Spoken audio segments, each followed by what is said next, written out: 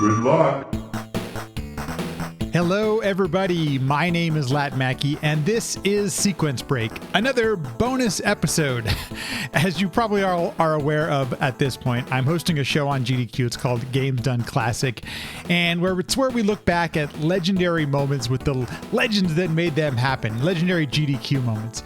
And on the most recent episode, did a look back at the history of Awful Block, and it was really fun to kind of relive a bunch of moments in Awful Block history with quite a cast. But for this portion of the show, I did a look back at the history with the founder of GDQ, Mike Uyama, and also the very first Awful Games Block participant and showcase was PJ, and the game was Lagoon on the Super Nintendo. And as far as I know, according to the story, it sounds like PJ is the one who coined the term Awful Block.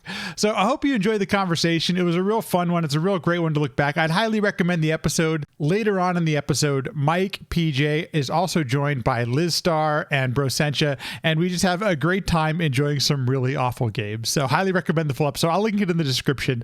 But anyway, here you go. The history of Awful Block. Enjoy. Okay, so folks, here it is. We are here to talk all about Awful Block today. And folks, we have quite a cast of characters that's going to be joining us throughout the show to make this happen. And the very first, we're going to be starting with a little bit of history of Awful Block. And we're going to start this off with the first, kind of where did this whole Awful Block thing start from? If this is your first time watching Games Done Classic, we actually look back at all of these moments that make us remember and make GDQ what it is today. And today is no different as we look back at the history of Awful Block. Joining today is the founder, Mike Uyama, who may be experiencing some technical difficulties. We'll try to get him in here as fast as we can. And PJ. So let's see. First, PJ, are you with us? Can you hear me? Okay, awesome. Let me see. Are we still working on Mike? We can vamp for a second if we are. Looks like we I am here. Oh, it literally wouldn't be an Awful Block unless we had some sort of technical difficulties. It's happening right now. PJ, thanks so much for being here. I'll start with you before we jump in and get Mike working here. How you doing? I'm doing all right. How are you? So I'm doing great. Let's first start with, there's so much to get to, and we'll get a little bit of a history before this, but first of all, what was the game that you ran, and how did this whole idea of awful games come about, from your perspective? Yeah, so this is Lagoon. This is the game that, or rather one of the games I ran. I think this is the year I also ran Lawnmower Man. But yeah, Awful Games Done Quick started in GDQ 2012, and it was actually my fault. I think I'm going to take credit for it. Yeah, do it. Because am I good now? We can hear you, Mike. You did That's it. awesome. Hooray! I can be heard. Perfect start to Awful Block here.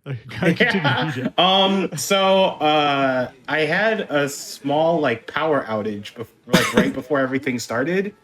And even though I have my modem hooked up to UPS, I hope you learned your lesson. I haven't, because we've had you in subsequent GDQs. Okay. Yeah.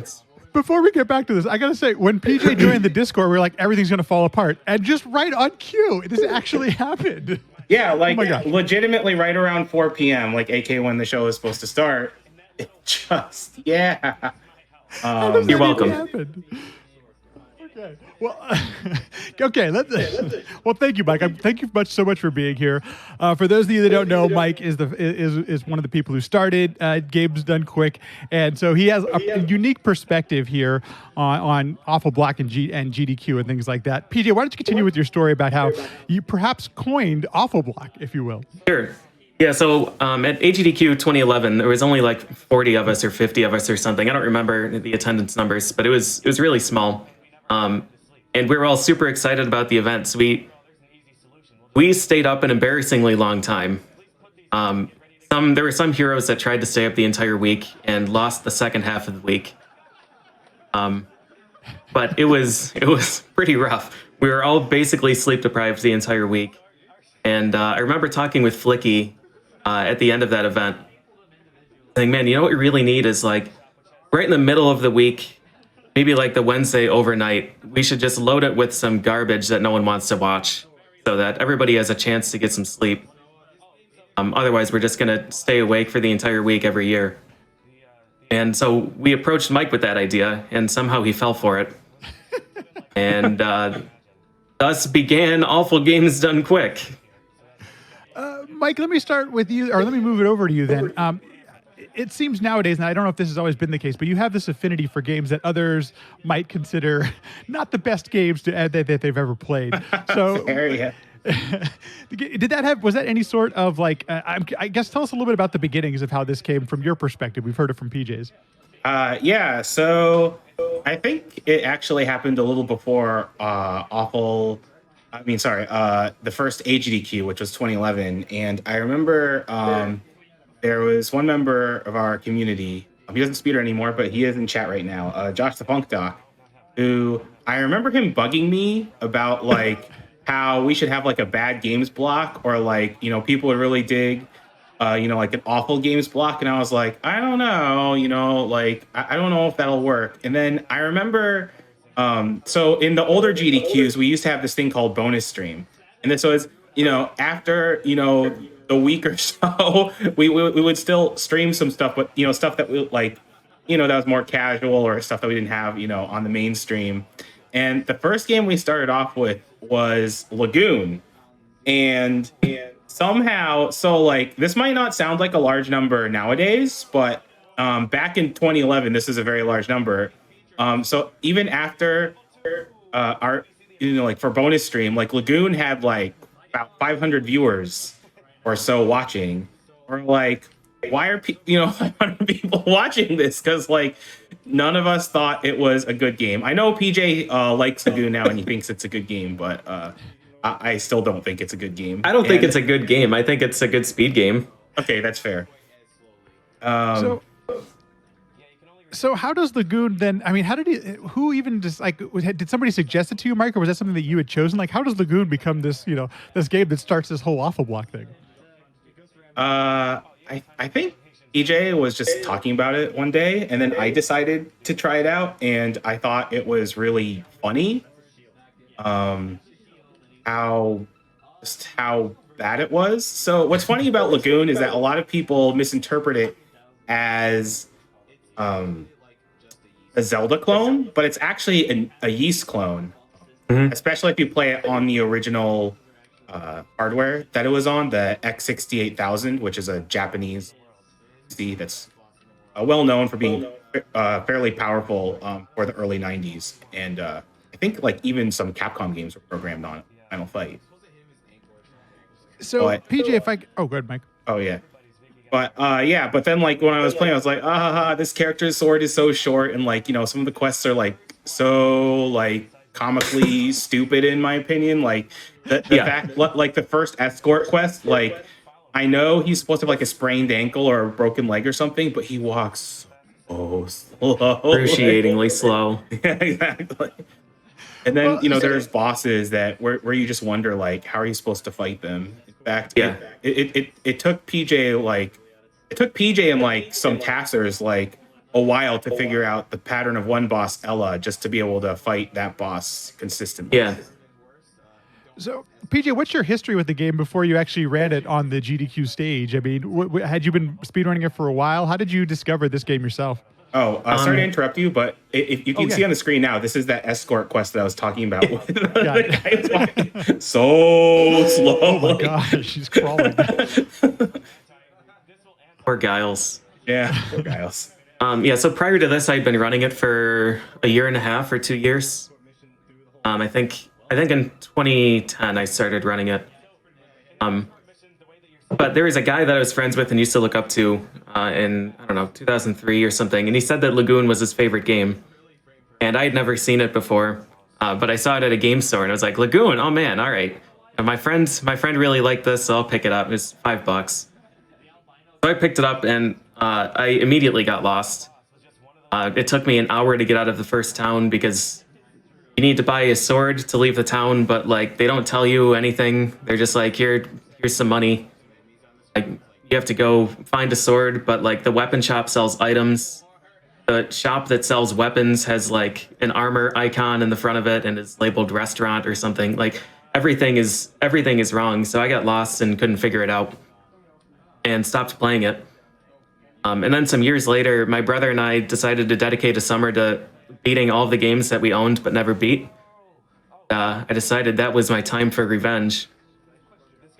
So I finally finished Lagoon, and I was like, this game's pretty terrible, but that was a really rewarding experience.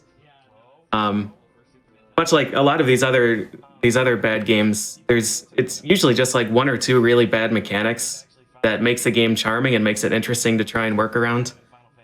And in this game, it's the really horrendous camera and the horrible weapon. So, yeah, sometime later, I was like, I wonder how hard it would be to do a speed run of this. Because back then I was still, embarrassingly, I was still involved with Twin Galaxies. And their rules prohibit any kind of continuing. Everything has to be done single segment. So I was like, man, a run of Lagoon would just be impossible. Like, you have to beat the whole game without dying. But you just die from like any enemy. Any bad interaction with any enemy in the whole game is a game over. This has got to be the hardest game ever then. So, yeah, I started running it then mostly out of like intrigue to see how impossible the run would be, and because it was just rewarding to become competent at the mechanics. So tell us a little bit about this run. What time of night? One of the things that now is the staple of Awful Block is it's late at night. It's depending on where you're at and stuff. So what time is it when does this run take place? And tell us a little bit about the vibe inside the room. Are people sleep deprived? Is anybody awake at this point? Oh God. So I don't know what time it was. It was somewhere between midnight and 2 a.m. probably. But our plan to have people sleep during this block backfired in the biggest way possible. And the room was completely packed. Yeah, as you can see, because back in 2012, which is when this was, we had maybe 90 people total, for the entire event. As you can see, there's at least 20 people in the room right now. So this plan to have people sleep during this block definitely did not work out too well. Yeah, and I remember looking, man, we're so young there. Yeah, I know. Yeah. I remember at some point looking to the side, past you can see Flicky there on the side in the plaid shirt. That was the host station. Next to him were 3 donation stations, and then there was, I don't know, maybe 10 more feet of space. I think the tech wrapped around an L-shaped desk. Yeah, it did. The tech was there. And I remember looking over in that space, and that was also just packed with people, shoulder to shoulder. I was like, why are you guys here? You can't even see the TV from there. And also it's Lagoon. Right. Why? Why are you doing this?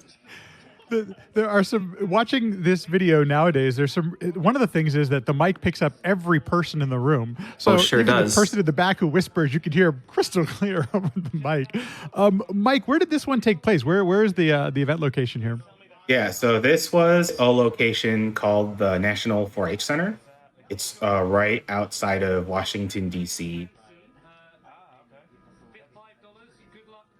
I don't think it's Rockville, Maryland.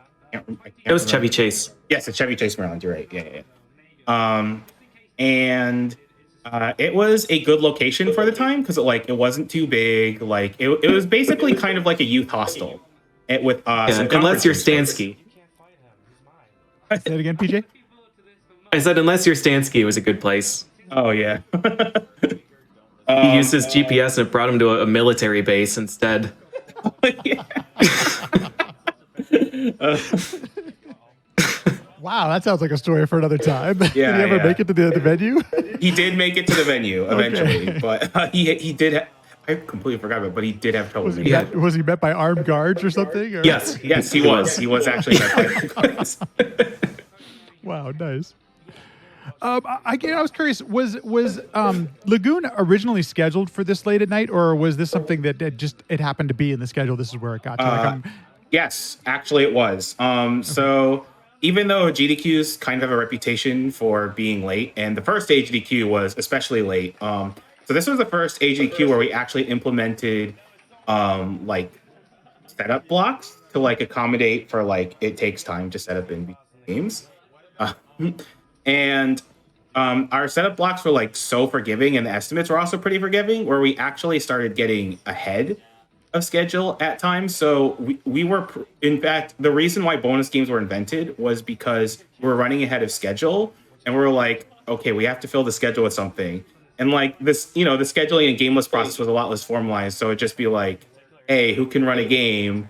Okay, people can donate and have this game on the schedule because we're like running too far ahead of schedule. So yeah, in other words, yes, we were mostly on schedule. It was meant to be late at night.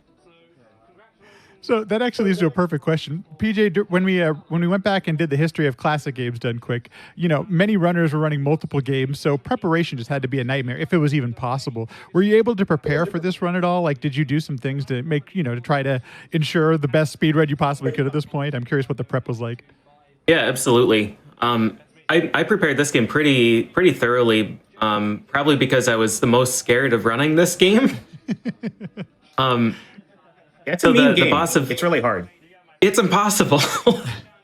The boss of this dungeon, it took me like 15 minutes of attempts in this run. And the boss Ella that Mike alluded to earlier was another real sticking point. There are a lot of bosses that can just wall you hard, because sometimes there's just no counterplay. Like you run up to the boss and you get a perfect stun lock or you're killed. And doing that under pressure at 2 a.m. Is pretty scary. So, yeah, I practiced this game a whole lot before this run. It worked out in some places, and in other places it didn't quite work out, but I did the best I could.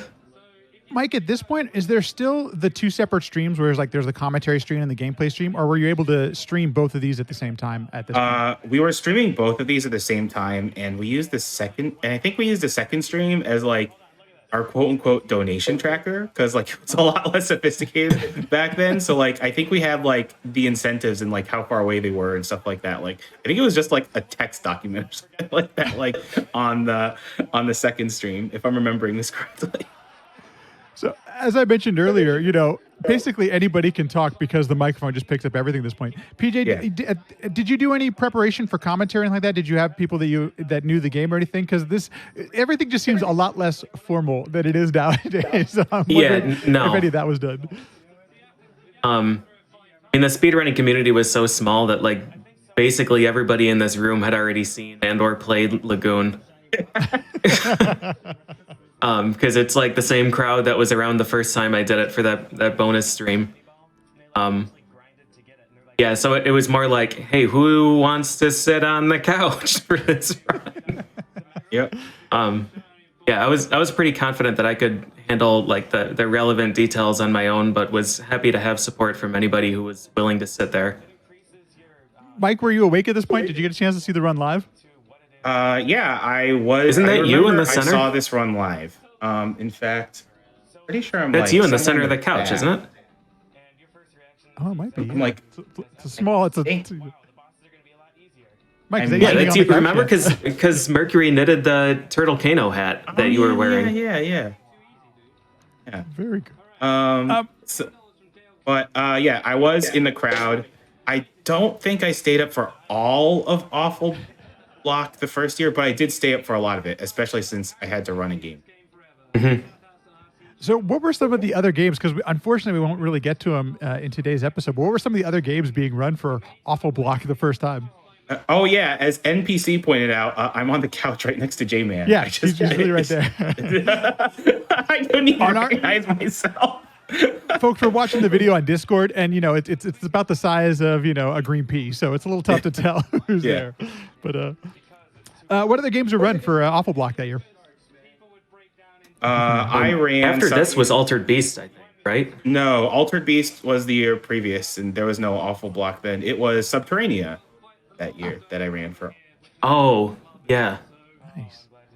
Subterranea, and then Lawnmower Man was after that. Yeah, exactly. So I'm guessing you didn't you didn't sleep at all, PJ. You just stayed up for all that? I don't remember.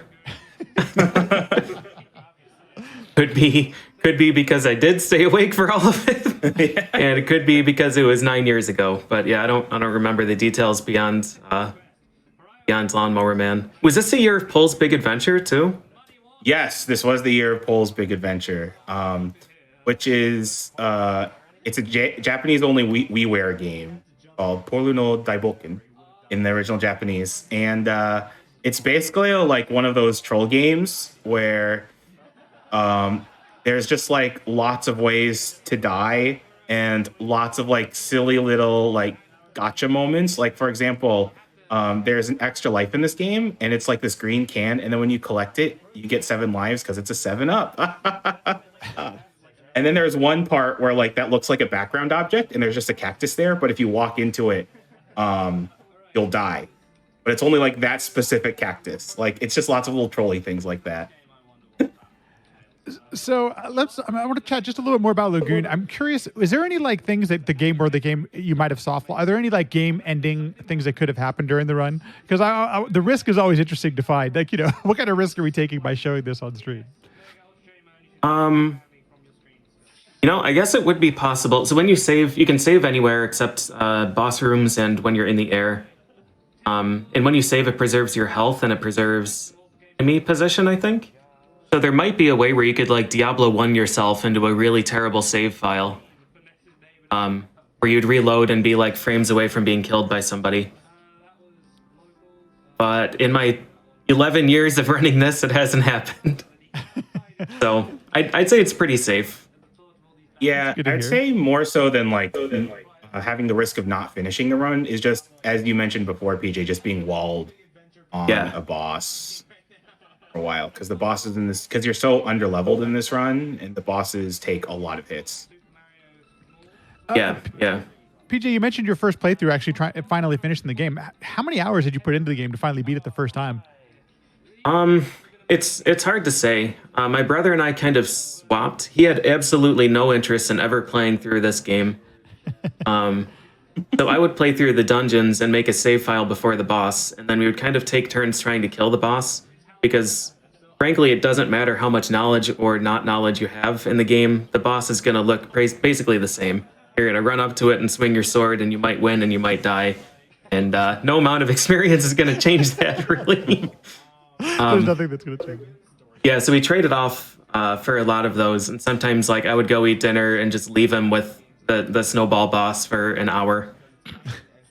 I remember I went and I played Melee at the LAN center for a whole night while he was trying to beat Ella. And he sent me a picture later that night of like the defeated boss and empty boss room, and he was like, "It's done." Yes, I don't have to beat that boss. He took care of it for me. So I don't know. We kind of split the workload for that first playthrough. That's actually kind of nice that you had that opportunity. That's yeah. That's like, Mike, you mentioned just kind of the casualness of some of the games that were selected for the first block and everything like that. Is that kind of the way that it came about this one too, where you asked some people to do, or did people actually submit some games for this part of the marathon? People actually submitted. Okay. I don't remember the exact details, but this is back when we were still on the SDA forums, so really felt like doing a deep dive. But if I remember correctly, basically, I think I said something along the lines of we're going to try a bad games block or awful games done quick. And so if you want to submit some runs for that would be great. And definitely we're able to fill up an entire block of bad games. So that was not an issue. I'm trying to think. Mike, do you remember when JRDQ was? Was that 2011 spring? That was 2011 spring. Okay, because in my head I had remembered, perhaps incorrectly, that was like the pilot episode of Awful Games Done Quick. There was one bonus stream day where we all just played like random garbage, and we wanted to see how Twitch would respond to it in like a low risk situation. I think that was actually back in the days of Ustream still. With JRD. Oh yeah. The end of the Ustream days. Yeah.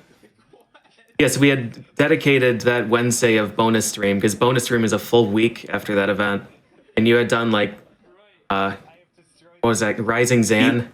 Yeah, Rising Zan, and then I also did the Demon Rush. Yep. I had streamed Dream TV. Oh yeah. Off of a rental laptop using a webcam that was taped to a stack of cardboard boxes in front of the TV. like true awful games on quick quality. So I think after that, people knew what they needed to submit for this block. I need to pause for just a moment. What exactly? I don't JRGDQ. I'm not familiar with the acronym there. What did that's that stand for? Japan Relief Done Quick. Oh, cool. That was after the earthquake in 2011, the Fukushima reactor and everything. That was actually the first time we raised money for Doctors Without Borders. Oh, very cool. And was that a week-long thing, or was it a little bit shorter? Like, it sounds like you could experiment with some of the games you were showcasing. So, I don't remember 100%. I just remember it was organized in a really short amount of time. Yeah. Gotcha. Came together quickly. I definitely PJ, remember ROM Scout being one of the big organizers. Other than that, my memory is pretty hazy. You know, PJ, I'm familiar with many of your speedruns, a lot of Mega Man, a lot of what people might consider like really, great games and things like that. When you had first started running Lagoon, were you aware that many considered it not that great of a game, or did you know comparatively what kind of game it was? Oh yeah, no, I knew what I was getting into. Yeah, I mean, like I said before, this was a game that was recommended to me by somebody that I looked up to, and I learned my lesson after that. Never trust what he says again. You mentioned the 11 years. I know. Are you still running it at all today?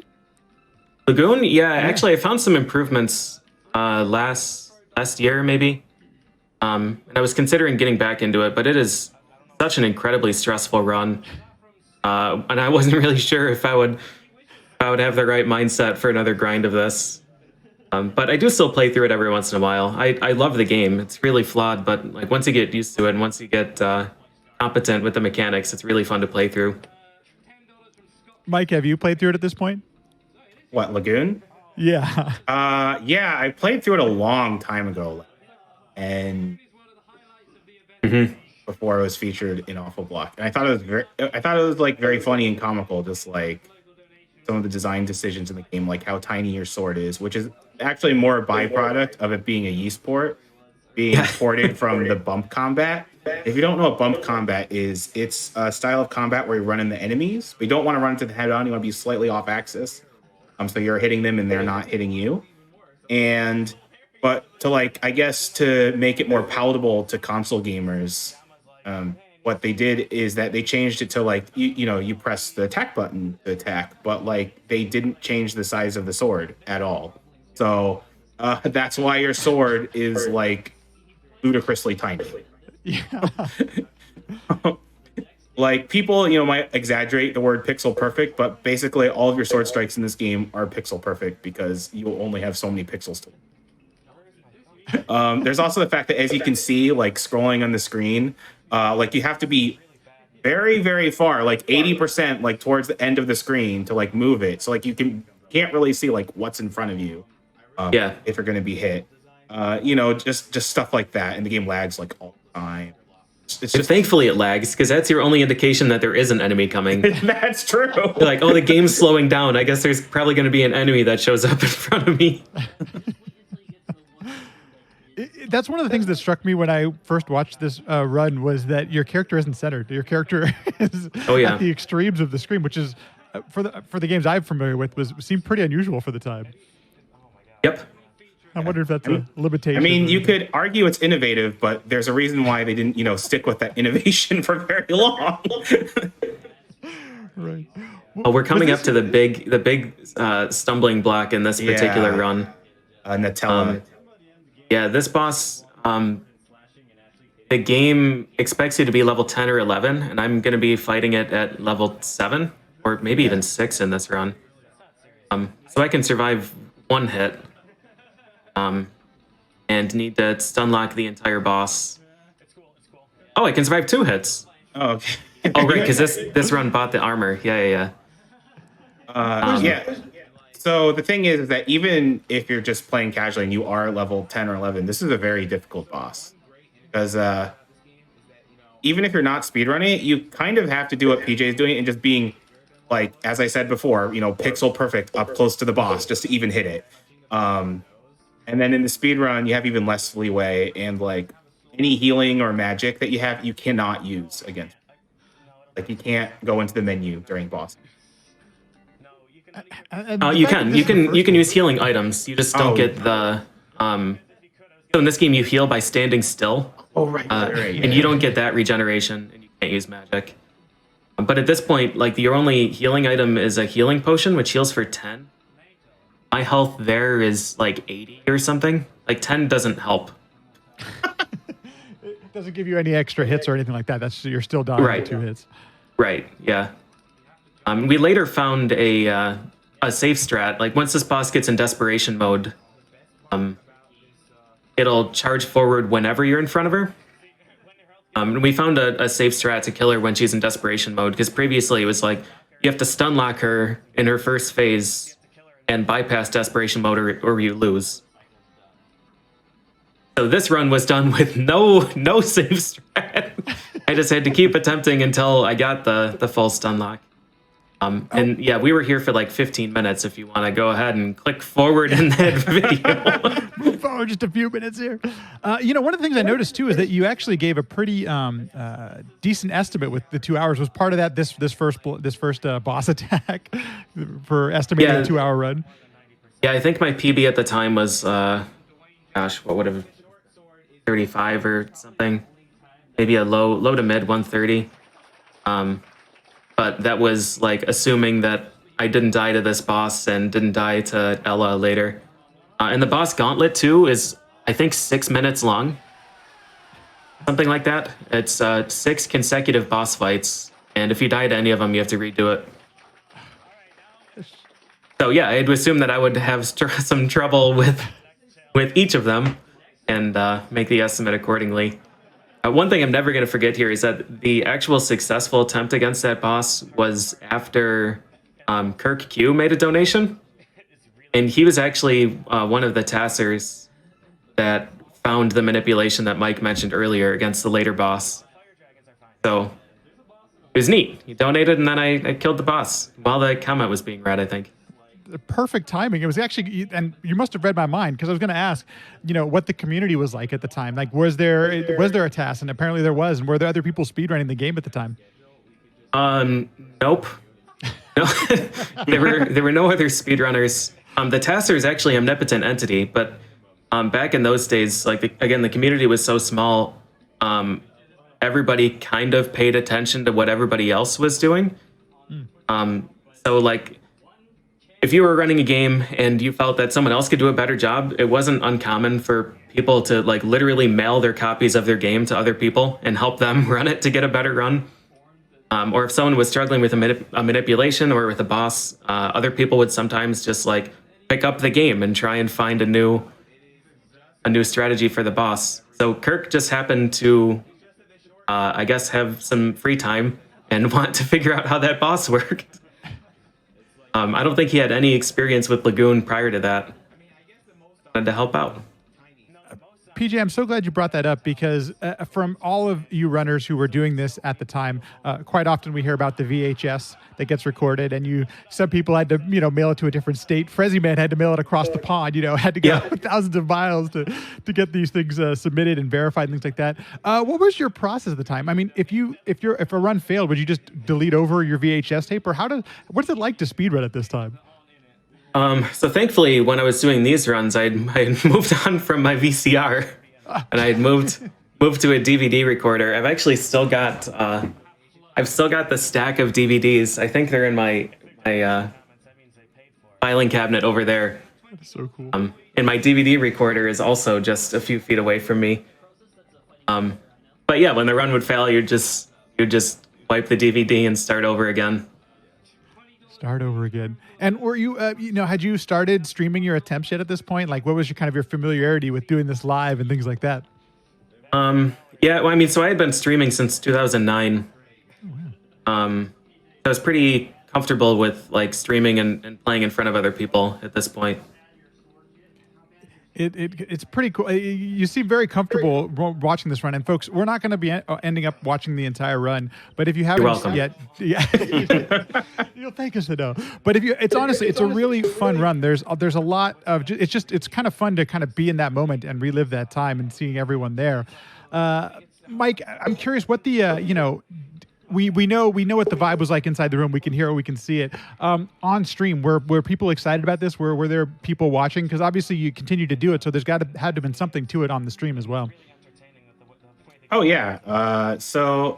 Back in the day, the chat logs were actually like readable enough that I would like actually review them and like see what people liked and see what people like didn't like, and like people overall really liked the Awful Block. There was only one game they didn't like, and that was kind of due to an unfortunate death after like a 5-minute grind. And then the runner had to repeat the 5-minute grind. Oh, and people were like, yeah. No. Oh, man, I forgot about that. Yeah. I mean, I don't want to throw anyone under the bus, so I'm not going to, like, name the runner a game. But, like, that was the only game that, like, actively had a negative reaction where people were like, oh, no, I don't want to watch this anymore. Well, and one of the things we always mention about GDQ is how it's this gaming for good. One of the, the primary reason we all get together is to raise money for these really good causes. And Awful Block nowadays is the staple where you've got all these great incentives where, we raise a ton of money during Awful Block. Did it have that same was there that magic happening this first time through? And I know I've watched the video, but I'm wondering what the donations, what was it like, people getting excited about this that first time? I mean, as you can see, there are a lot of people in the room. Like, it was funny because I think like right before this, we had like this big Mega Man X race that was like that was really like neck and neck for the first half of the race, and like there were a lot of people in the room, and then like for this game, like not many people left the room. In fact, it might have gotten even a little more crowded like after that race. And yeah, there was still like the gaming for good, but this was kind of more of a like, let's have some fun, playing some bad games. And I mean, like, I would be lying if I said, Awful Block had like the most views or donations, but it definitely has like a dedicated fan base and people who really enjoy watching the block.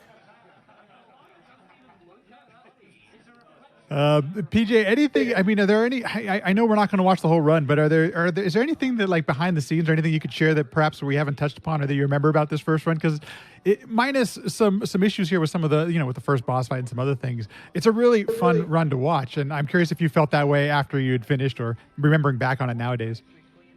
Really, all I remember about this run was getting stonewalled by that first boss. It's hard because now the second Lagoon run that I've done is even 5 years ago. Oh, wow. And so like some of my memories blend together between the two of them. Like I know for one of them, the fight against Ella, the horrible, notorious boss, finished with 1 pixel of health. But I think that was my second run and not this one. So I just remember being really nervous for the run because of that second boss. And then after I beat that boss, I was just like, okay, that's fine. The rest of this run is going to be okay now because I built enough safety into it. So I think the rest of it was just kind of unremarkable for me. It's always interesting from the runner's perspective. You were there. You were doing it completely different. It wasn't the thousands of us at home watching it. Mike, one last question for you. This is the first presentation of Awful Block. Did you think it was something that had staying power? Just something you wanted to keep doing right away? Is it something you knew that, hey, this could have legs? I mean, it was really more of like, when I mentioned that bonus stream, year previous, I was like, well, maybe there is something to this. And then we tried it, and I think it was less like, okay, people seem to like this. We had fun, so let's try it again. And it's just, just built up a following since. Thanks everyone for listening, watching, viewing, liking, subscribing, and sharing. All of that stuff goes a long way to helping out the podcast. If you'd like any additional info, you can go to sequencebreakpodcast.com. All of our past episodes, everything's on there. You'll find everything there. If you'd like to watch live, follow the Sequence Break Twitter. That is Sequence Break PC, and you can join in, ask some questions, watch the whole thing live. It does happen. It's not really a set time, but I do post when I go live. Everything else, if you have any questions or anything like that, podcast@sequencebreakpodcast.com. podcast.com. Thanks for listening, and I'll see you in the next one.